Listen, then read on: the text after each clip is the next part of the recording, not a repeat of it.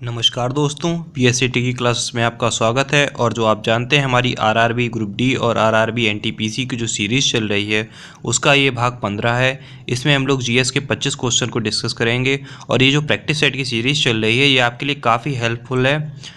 ठीक है, तो अब हम लोग शुरू करते हैं अपनी आज की वीडियो। और आपको अपना स्कोर कमेंट बॉक्स में लिख कर बताना है। मैं जितने भी क्वेश्चन पूछूंगा उनके आंसर आप देने का प्रयास करिए। तो शुरू करते हैं अपनी आज की वीडियो को।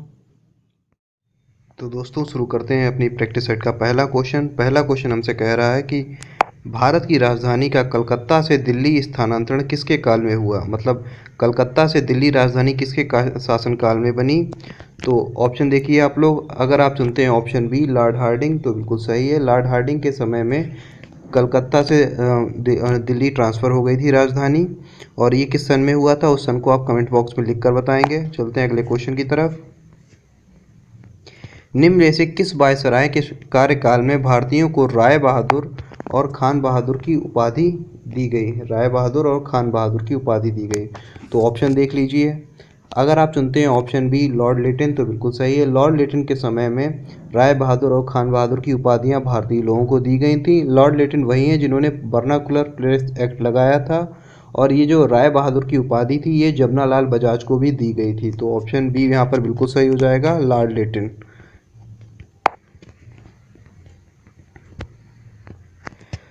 1919 में जन्नंगे जलियांवाला बाग हत्याकांड के समय भारत का वायसराय कौन था।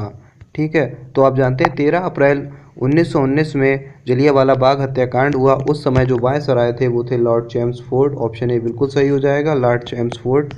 ठीक है, और ये जो जलियांवाला बाग हत्याकांड है ये अमृतसर में हुआ था, पंजाब के अमृतसर में।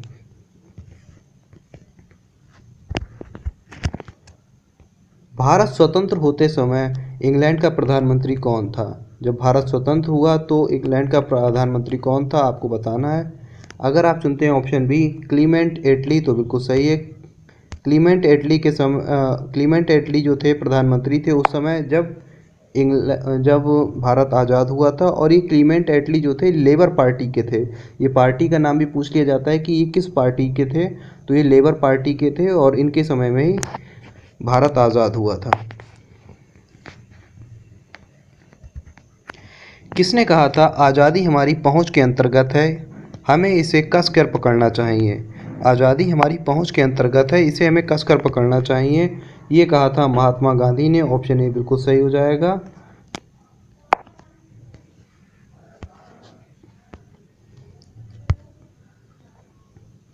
निम्नलिखित में से किसने यह लिखा था कि भारत की मुक्ति महात्मा गांधी के नेतृत्व में नहीं होगी। क्वेश्चन को ध्यान से देखिए, महात्मा गांधी के नेतृत्व में नहीं होगी।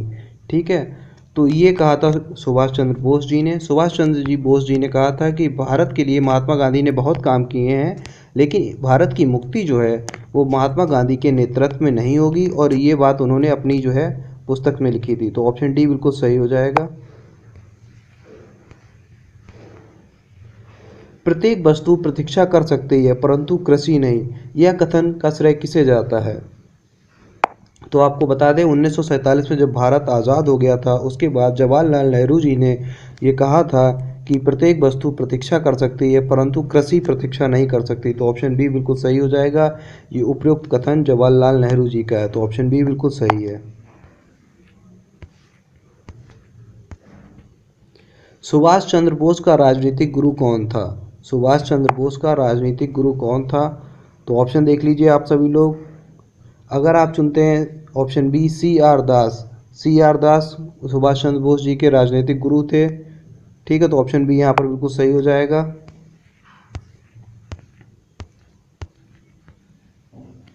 निम्न में से किसने असहयोग आंदोलन के दौरान अपनी वकालत छोड़ दी थी।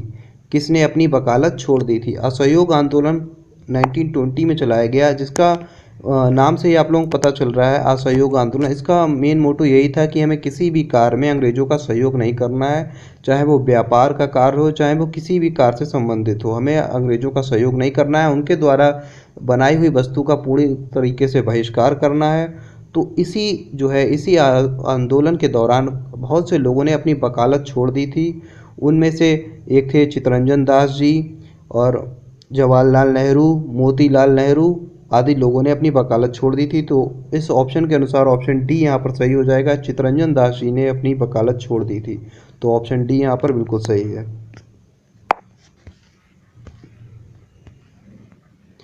सिख राज का अंतिम राजा कौन था? सिख राज का अंतिम राजा कौन था? ऑप्शन देख लीजिए आप लोग। सिख राज के अंतिम राजा थे दिलीप सिंह जी। ऑप्शन डी बिल्कुल सही है। अगर आप चुनते हैं ऑप्शन डी तो बिल्कुल सही है। दिलीप सिंह जो थे सिख राज के अंतिम राजा थे।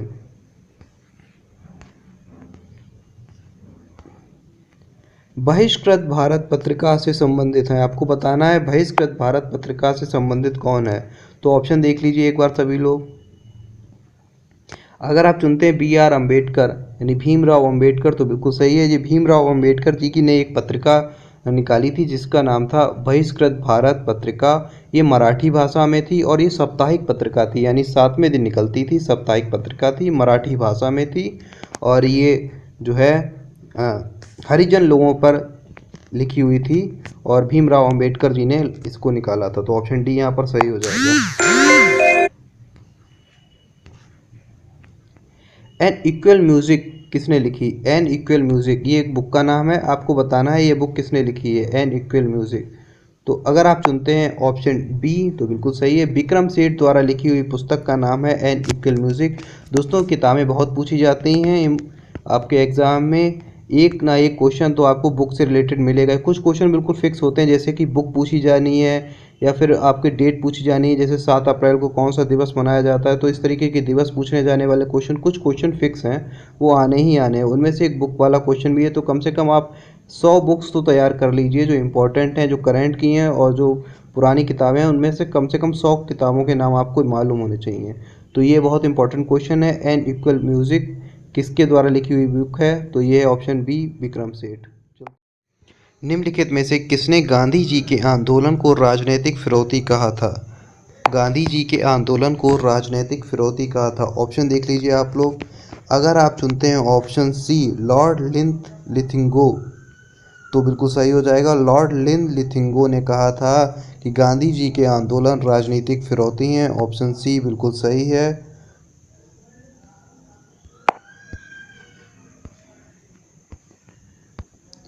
आदि शंकराचार्य जो बाद में शंकराचार्य बने उनका जन्म कहाँ हुआ था?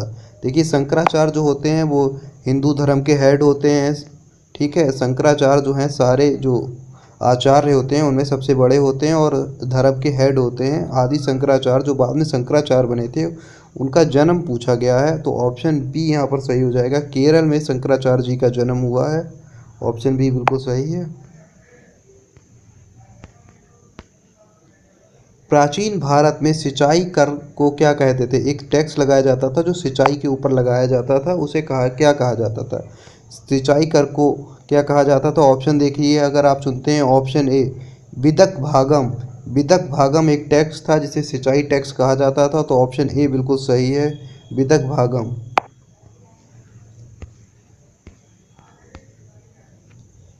शिवाजी के गुरु का नाम क्या है? शिवाजी के गुरु का नाम क्या है? तो ऑप्शन देखिए। अगर आप चुनते हैं ऑप्शन ए, रामदास, तो बिल्कुल सही है। रामदास जो थे शिवाजी के गुरु थे। शिवाजी की माता का नाम जीजाबाई था और शिवाजी ने अपना जो है राज्याभिषेक कहाँ कराया था, ये आप कमेंट्स बॉक्स में लिख कर बताएंगे। शिवाजी ने अपना राज्याभिषेक कहाँ कराया था, लिख के बताइए कमेंट बॉक्स में।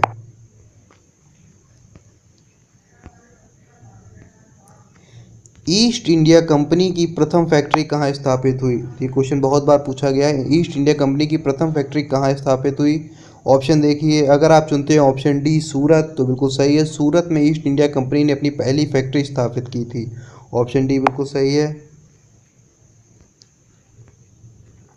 निम्नलिखित में से किसने मित्र मेला संघ को शुरू किया था? मित्र मेला संघ को किसने शुरू किया था? ऑप्शन देखिए। अगर आप चुनते हैं ऑप्शन बी, विनायक दामोदर सावरकर यानी बीडी सावरकर, तो बिल्कुल सही हो जाएगा। ऑप्शन बी यहाँ पर बिल्कुल सही है। बीडी सावरकर ने मित्र मेला संघ की स्थापना की थी। ऑप्शन बी बिल्कुल सही है।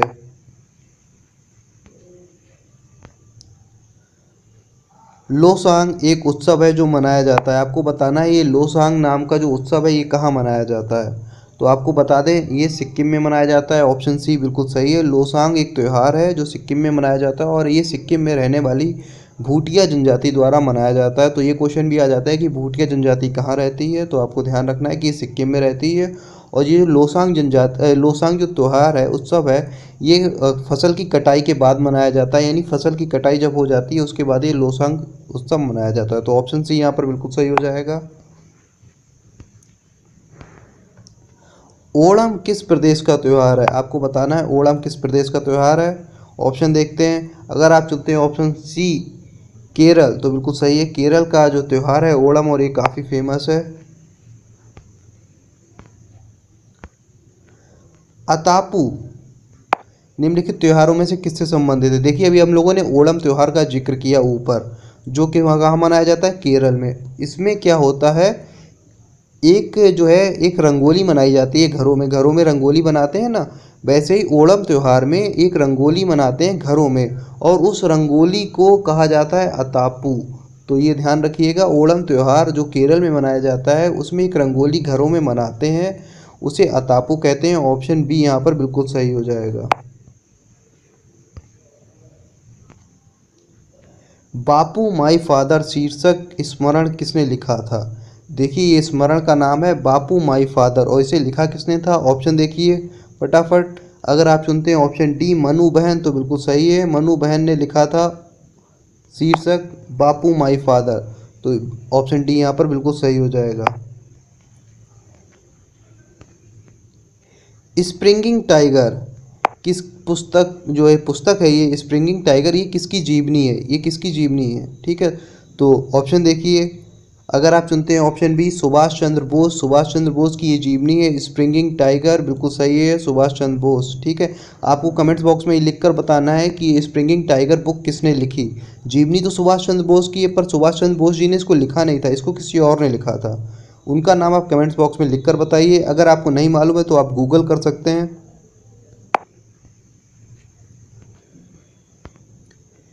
यहूदियों का पूजा स्थल क्या कहलाता है। ऑप्शन देखिए। ऑप्शन बी बिल्कुल सही है, यहूदियों का पूजा स्थल सिनेगॉग कहलाता है, और एकमात्र यहूदी देश है इजराइल, ठीक है, एकमात्र यहूदी देश है इजराइल। और इजराइल के पीएम का नाम आपको लिखकर बताना है। यहूदियों का पूजा स्थल कहलाता है सिनेगॉग। ऑप्शन बी यहाँ पर बिल्कुल सही हो जाएगा। अंग्रेजी उपन्यास the God of small things, the God of small things किसने लिखा है, इसके लेखक कौन है, ठीक है।